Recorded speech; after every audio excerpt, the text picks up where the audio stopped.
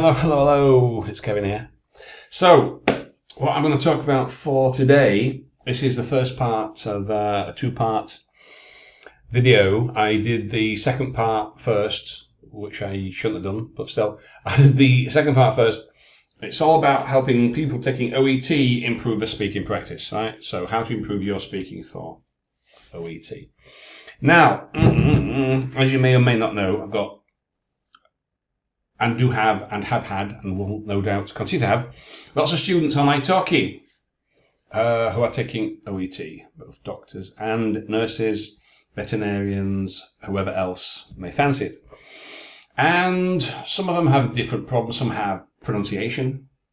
Maybe where they live they don't get enough exposure, so they sound a bit flat, unnatural. I've had some Ukrainians who needed some pronunciation assistance. I had a few Turks, some Egyptian guys, etc.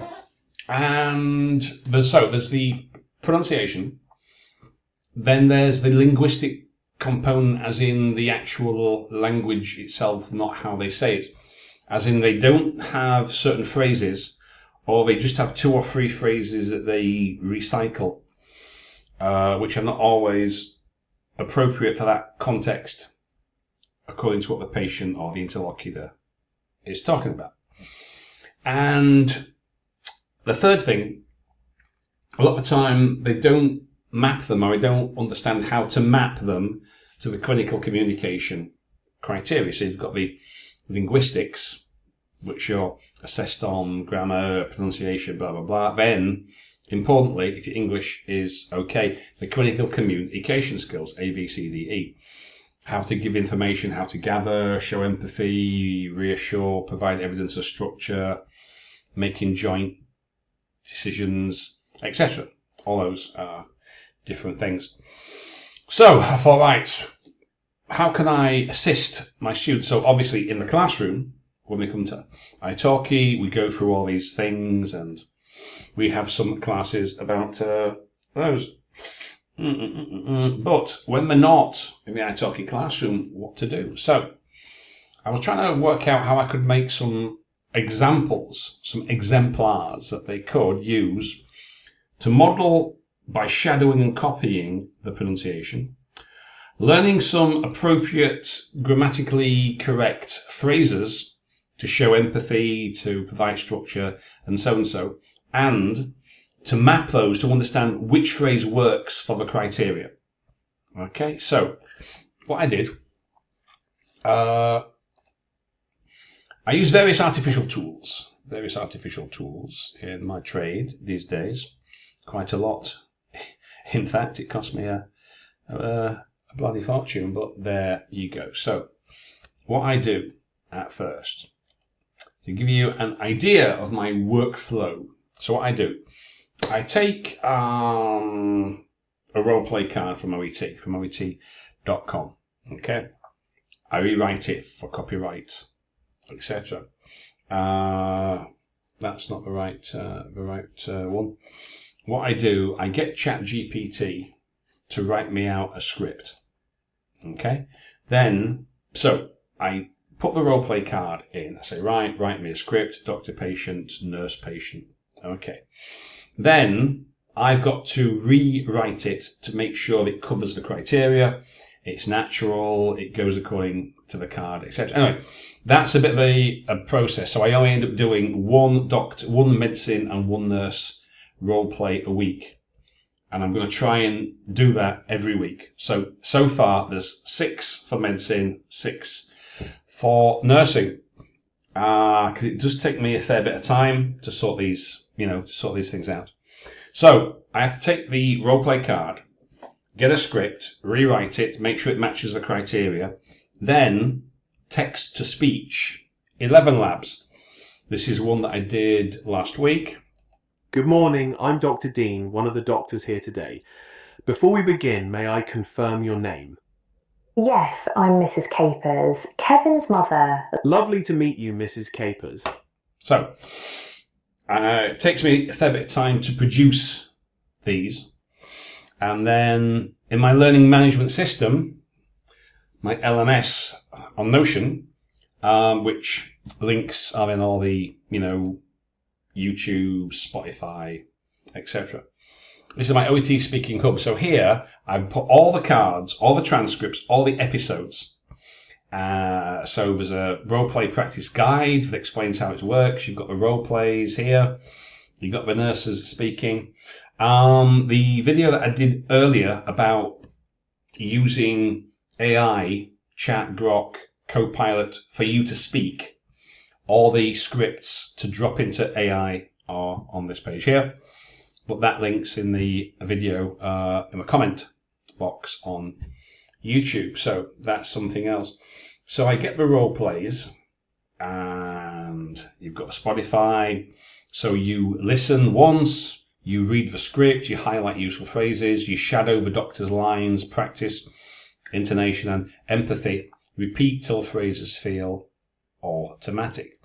So usually I talk about this. There's like a bit of me with blah blah blah blah blah. All right. The next thing is, and then, especially if your pronunciation needs some. Right, stop. Yeah. So usually there's a bit of an introduction. I say, okay, this is a roleplay card for this and this and that, and then you've got 5 minutes of that roleplay doctor-patient, nurse-patient. Okay. So you've got the cards. Here you've got the roleplay, heart attack recovery. This should be mapped out to the criteria. Yeah, right. So with every audio, you get this. So you've got the doctor's lines in column 1, the patient's lines in column 2, the criteria and skill annotation in column number 3. A1, introduce self. A2, rapport. A3, acknowledges context. B1, agenda setting. A4, empathy. C1, signposting. So, for example here, I hear that it must feel quite scary not knowing what's safe. Right? A4, empathy. Here's what we can do today. First, we'll talk about this, blah, blah, blah. C1, signposting. Right? So, acknowledging feelings, outlining structure. Does that sound like what you were hoping for? B2, checks perspective. Open question, D1. So, how have you been feeling since you got home? Open question, inviting the patient. Oh, I'm not being good. I've been so tired. So, on the LMS, this is what you'll find. Now, this is based on my pedagogy.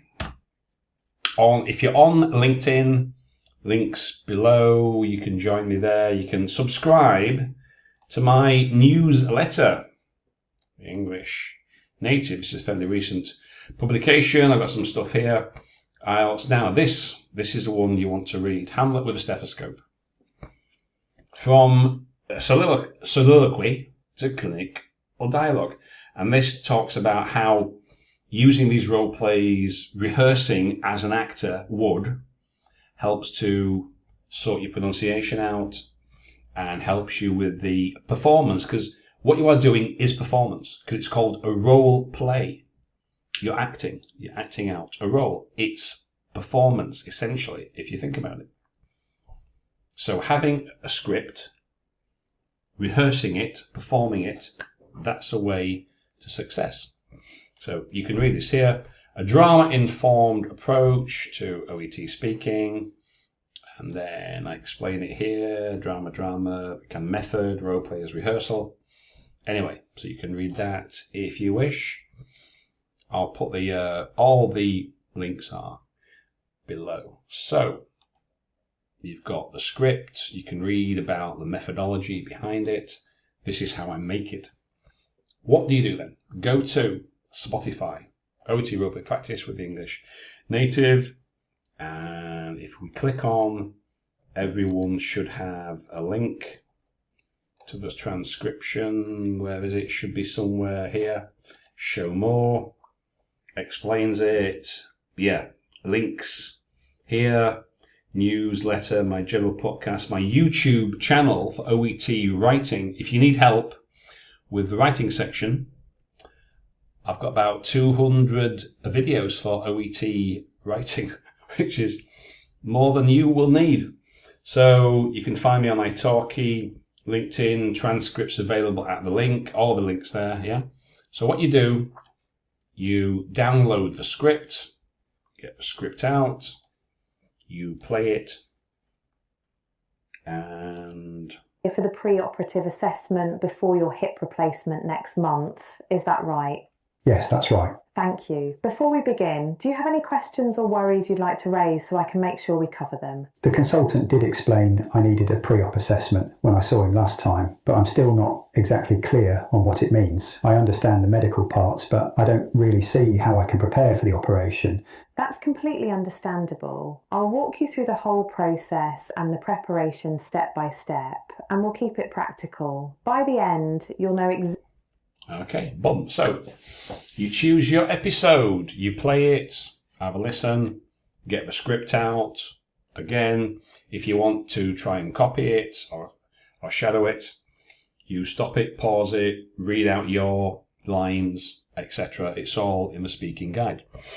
So that's what you can do. Now, the second video I referred to, I'll put a link to that as well.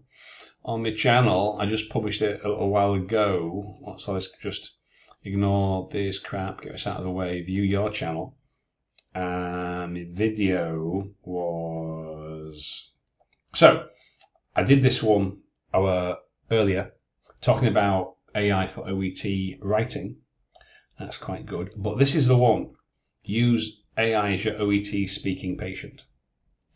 I explain how that works, how to get the script, and how to get it to do your stuff. Now, I'm putting these on YouTube.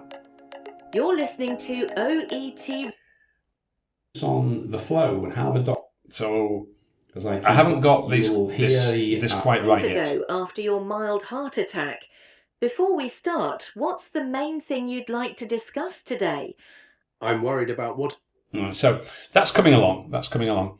I need to get all 12 on. I'm thinking of doing like a waveform, so it's a bit more interesting to look at, and the titles will be burned in, so you don't have to turn on the captions, etc. But anyway, that's the first one. I'm going to try and load the other 11 this week, as well as make a couple of new ones in my 11 labs. So, plenty of stuff for me to be getting on with. Anyway, so I hope that gives you some idea. And also on my podcast, English Native, I think I talk about this as well. You can find me on Spotify, Kevin's English Podcast. This is more general stuff. I think I talk about it somewhere. Yeah. So there's a podcast episode there, OET Roleplay as performance, based on that article. Anyway, so all this information, I think it should help, should give you some ideas. So in the other video, I talk about the third stage. So that's the first, that's the second. The third stage is you practicing with AI, recording yourself with the scripted lines, talking to your artificial friend, whoever that might be. But that video's the one that you've just seen, so I won't repeat myself. Anyway, I hope that helps. Hope it gives you some ideas. I'm pretty busy. Got some students coming soon, so I have to get off. So any questions, any comments, feel free, links below, etc. Right, that'll do me. I'll catch you later.